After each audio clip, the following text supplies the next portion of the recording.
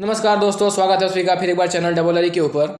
काफ़ी interesting development इस बार हुई है। इंडिया ने साइलेंटली एक बहुत ही बड़ा मूव चल दिया है यूएस के खिलाफ, क्योंकि आप जानते हो ऐसे तो यूएस एक बहुत बड़ी अर्थव्यवस्था है, सुपर पावर है। हम उसके खिलाफ कोई भी चीज़ जो है खुलेआम कर नहीं सकते हैं।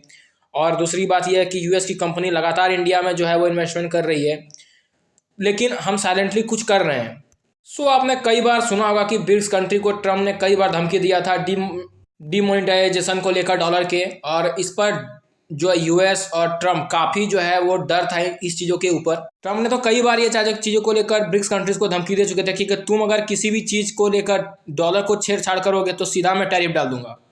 लेकिन अभी तक तो इंडिया ने कुछ नहीं किया था, मतलब अब तो कर दिया है। इससे पहले इंडिया ने कुछ नहीं किया था, लेकिन इंडिया फिर भी 50% टैरिफ जो है झेल रहा था। चाइना के ऊपर भी टैरिफ लगे थे। रसिया के तो सारे एसेट्स को इस यूएस ने फ्रीज कर दिया था। जब वॉर दोनों के स्टार्ट हुई थी रसिया और यूक्रेन में, तब सारा जो है एसेट्स था रसिया का, उसे यूएस ने फ्रीज कर दिया। इस चीज़ को कहीं ना कहीं सबक लिया भारत ने भी, और अब एक बहुत ही ठोस कदम उठाया भारत ने। 2 दिन पहले ट्रम्प ने एक और नई धमकी दी कि मैं 500% टैरिफ लगा दूंगा जो भी रशियन क्रूड ऑयल बाय करेगा उस पर। प्रोबेबली इंडिया का नाम तो हेड लिस्ट पे होने वाला है और चाइना सेकंड पे, जैसो कि अभी चल रहा है टैरिफ में। तो अब भारत ने मन बना लिया कि जो ट्रम्प को करना है करे, अब भारत को जो करना होगा वो करेगा। 50% टैरिफ लगाओ, 100% लगाओ, 500% टैरिफ लगाओ, डोंट मैटर। तो इंडिया ने क्या किया है कि यूएस के जो ट्रेजरी थे, बॉन्ड जिसे हम बॉन्ड कहते हैं हिंदी में, उसे अब बेचना शुरू कर दिया है। और आरबीआई ने सिर्फ कल ही इतना बॉन्ड बेचा जिसके कारण यूएस की ट्रेजरी जो है वो 21% गिर चुकी है। तो आप बोलोगे कि यूएस का कितना परसेंट भाग जो है इंडियन ट्रेजरी, मतलब इंडिया जो है यूएस का ट्रेजरी को होल्ड करता है।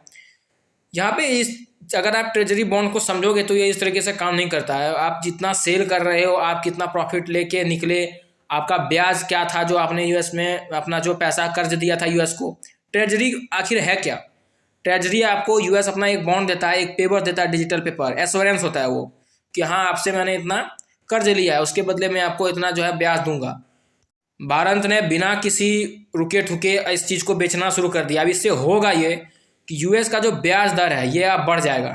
यूएस को किसी भी दूसरे देशों से ब्याज लेने के लिए अपना जो है बॉन्ड ज़्यादा से ज़्यादा देना पड़ेगा और ब्याज कम मिलेगा। और भारत ही नहीं बल्कि दुनिया की कोई भी कंट्री, अगर आप यूएस के ट्रेजरी बॉन्ड्स को खरीदते हो तो आपको ऑब्वियसली वो डॉलर में लेना पड़ता है। उसके पास डॉलर जाता है, आपका फॉरेक्स रिजर्व गिरता है।